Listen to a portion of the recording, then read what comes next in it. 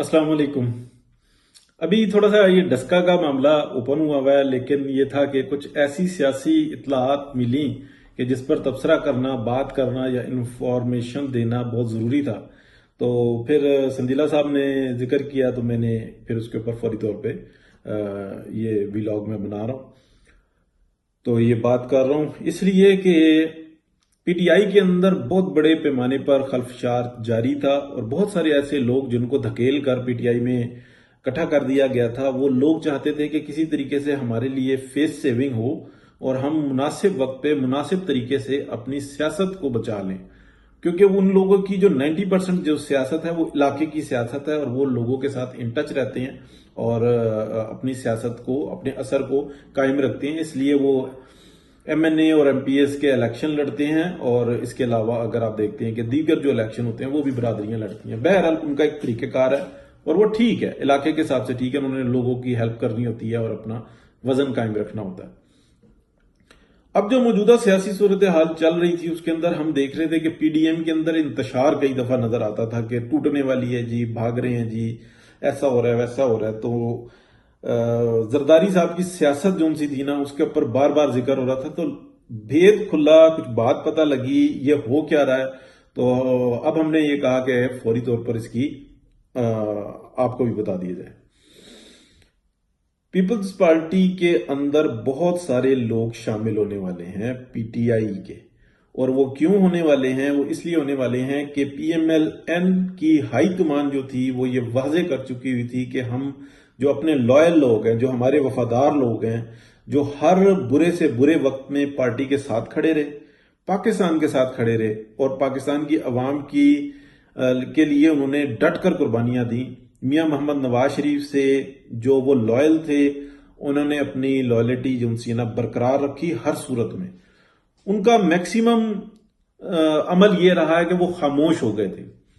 एक उनमें इतनी स्पीकिंग पावर नहीं थी, फिर उनके मसाइल कुछ इस तरह के थे कि उनके लिए यही बेहतरीन था कि वो खामोश हो जाएं। लेकिन एक आवाज भी जब आई पार्टी की तरफ से तो वो हाजिर हुए और उन्होंने मुसलसल राब्ता रखा पीएमएलएन से, और ये तमाम चीजें जो उनसी ना हमारे सामने मौजूद रही।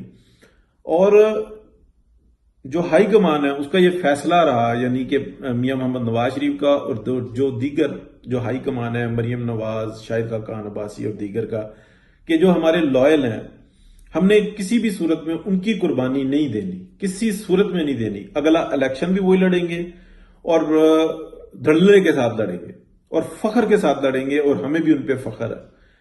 तो जब ये ग्रुप्स के ग्रुप्स राब्ता कर रहे थे तो आपको ये पता है कि 2 या 3 जगह ही हैं, या तो राणा साहब से होता था, या ये मैं नाम नहीं लूंगा, या मियां साहब की तरफ वो जा नहीं पाते थे, पहुंच नहीं पाते थे, या मियां शहबाज शरीफ साहब की तरफ होता था, हमजा शहबाज से होता था। तो ये कुछ हैं लोग जो राब्ता कर लेते हैं, फिर वो आगे पर तक बात पहुंचाते हैं। तो वहां से मुसलसल जब वो हाईकमान से पता करते थे तो ये होता था कि हमने अपने लॉयल के साथ ज्यादती नहीं होनी देनी किसी भी सूरत में, और अगला इलेक्शन भी वो लड़ेंगे और वो हमारे नुमाइंदे। ये सारा सिलसिला चल रहा था। फिर उसके बाद वो जो ग्रुप्स थे ना, वो ये कहते थे कि हमें किसी तरीके से वेलकम कर लो, कोई किसी तरीके से अकोमोडेट कर लो, छोटी सीट, बड़ी सीट, 4 छोड़ो 2 दे दो, ऐसे ये सारी सूरत हाल चल रही थी। पीएमएलएन की तरफ से बड़ी वाजे झंडी थी, मां सिवाय 3-4 बंदे हैं, उनका नाम ले सकते हैं लेकिन लेने नहीं है। बाकी जो सूरत हाल चल रही थी, अब ये हो गया था कि जब वक्त इतना करीब आया और इतना प्रेशर बढ़ा और सारी सूरत हाल वाजे हुई, तो इन मेंबरान के पास जो खाना नंबर 1 था वो खत्म हो गया और रास्ता नंबर 2 जो था वो बरकरार था। वो क्या था? जब इलेक्शन ये करीब आ रहे थे तो एक तरफ से ये कहा जाता था कि मैं मैनेज कर लूंगा, मैं मैनेज कर लूंगा, मुझे पता है ये कैसे करना है। तो वो है क्या राज? वो राज ये है कि पंजाब के 90% वो लोग जो पीटीआई के अंदर घुसे हुए हैं और वो निकलना चाहते हैं, और केपी के कुछ लोग को 2-3 बलोचिस्तान के हैं और कुछ जो हैं वो सिंध के भी हैं, पीटीआई के अंदर है। लेकिन 90% जो है वो सारा वो पंजाब का है। अब उन्होंने ایک بات تو واضح ہو گئی تھی کہ ہمیں اگلی نشست تو ملنی نہیں ہے، تو انہیں یہ تھا کہ ہم اپنی سیاست بچا لیں۔ تو یہ اب دیکھیں گے آپ کے جوک در جوک، یعنی کہ 2 2 4 4 5 5 کر کے یہ جمپ کریں گے پیپلز پارٹی کے اندر، اور یہ بنایا جائے گا کہ جناب یہ معاملات طے ہیں۔ ان کو پتہ ہے کہ ہم پیپلز پارٹی میں چلے بھی جائیں گے تو سیٹ نکالنا بہت مشکل ہے۔